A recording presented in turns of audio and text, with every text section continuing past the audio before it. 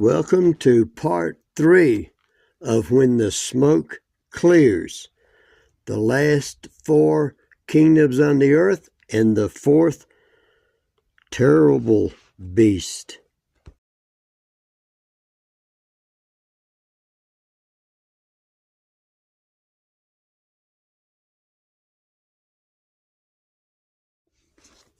After this I saw in the night visions, and behold, a 4th beast, dreadful and terrible and strong exceedingly.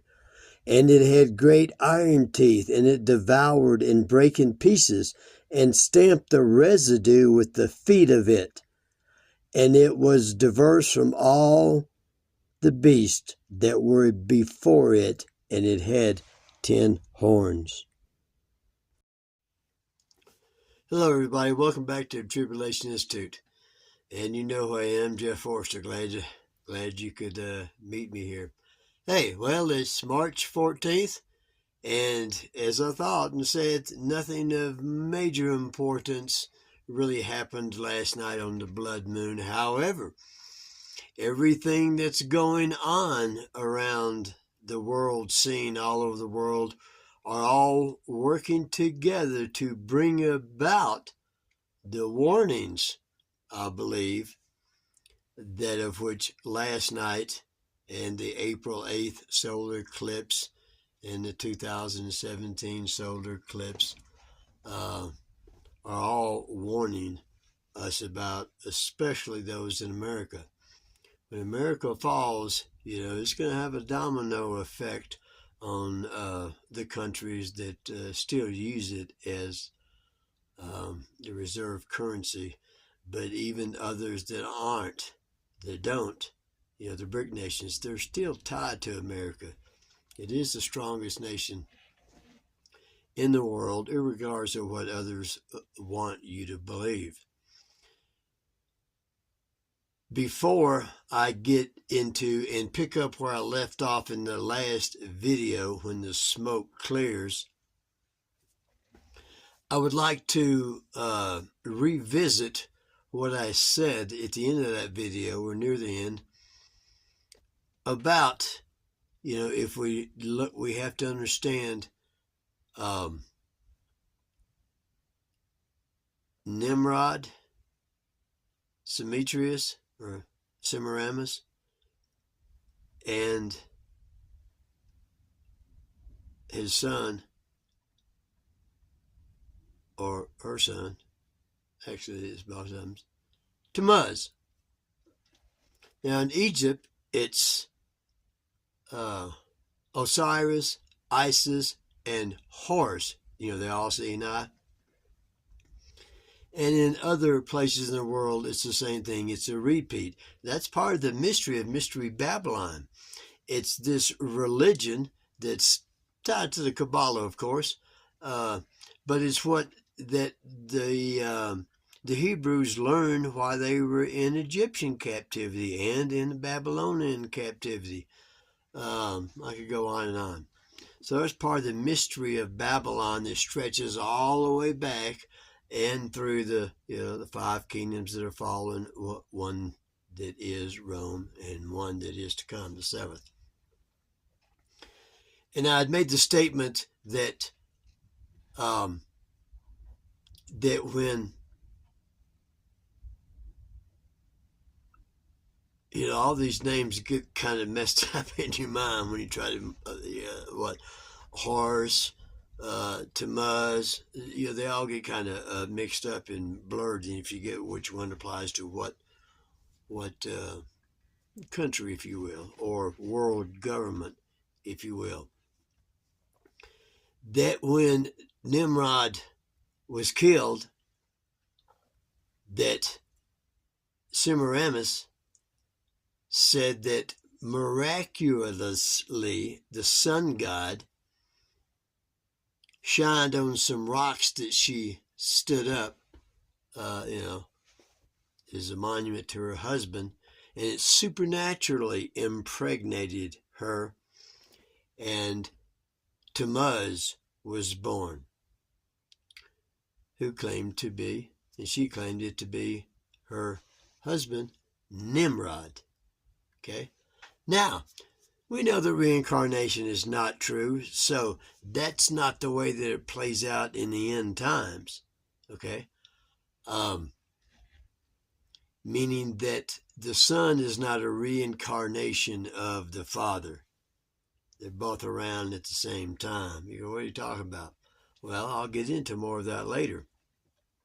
My point that I want to bring to attention is that it's not the reincarnated Father, and the Father doesn't have to die. The person that has a fatal wound is the seventh head, the ruler of this upcoming new government, global government of all the nations after America falls. Look, everybody has to give up their sovereignty and nationalism to be a part of the United Nations. Borderless. Come on now. Stay with me. That's why they have one new borders around the world. There's no borders. We're all, we can still call ourselves, this country, that country, but there's no borders. We're all part of the United Nations. One body. So, I hope that I cleared that up. And, like I said, I want to emphasize Horus, Tammuz, same person. Okay? And later in this series, I'm going to get into connecting the dots about the T's. Yeah, the T's. That T they put on your forehead, for Ash Wednesday if you're a Catholic. Okay? It's not the cross. It's the T that stands for Tammuz. Oh, yeah. I get really deep into this. Anyway, I hope I may have cleared up something you didn't quite understand, the end time of this son and his father. And you can go back into Ezekiel, I think it's Ezekiel 28.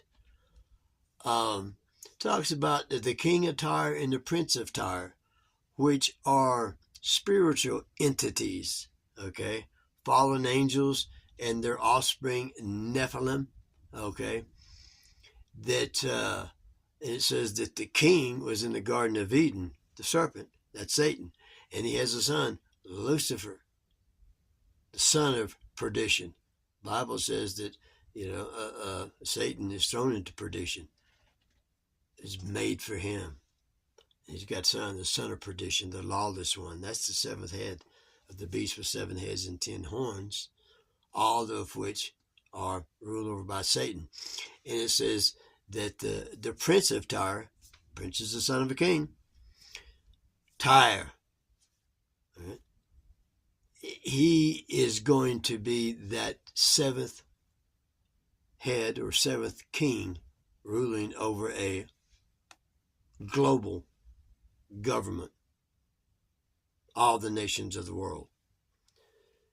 He's possessed by the disembodied spirit of Lucifer that was killed in the flood, that ruled the world before the flood. Okay. Hope I settled this. If you have any questions, please put them in the comment section, and let's move on to more of When the Smoke Clears. Well, I hope you enjoyed this short presentation, part 3. And tomorrow, I'll be expanding upon what I started today, which blends into the other two. It's when this happens. And it has to do, I believe, with the 5th seal, okay, that starts in a couple weeks. Actually, a month and a couple weeks. April 26th, I think, of the evening. Anyway, dates kind of get confused in my head.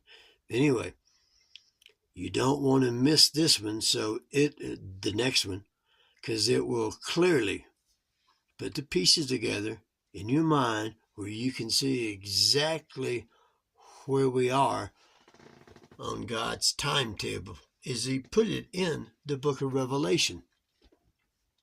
Hope you enjoyed this. Please give me a thumbs up, which is a like, subscribe, and hit the notifications bell and the all button, and above all, share, share, share, because of my shadow banning from you know who. It only reaches a small few people. You can reach more by sharing it. I love you. Hope to see you next time.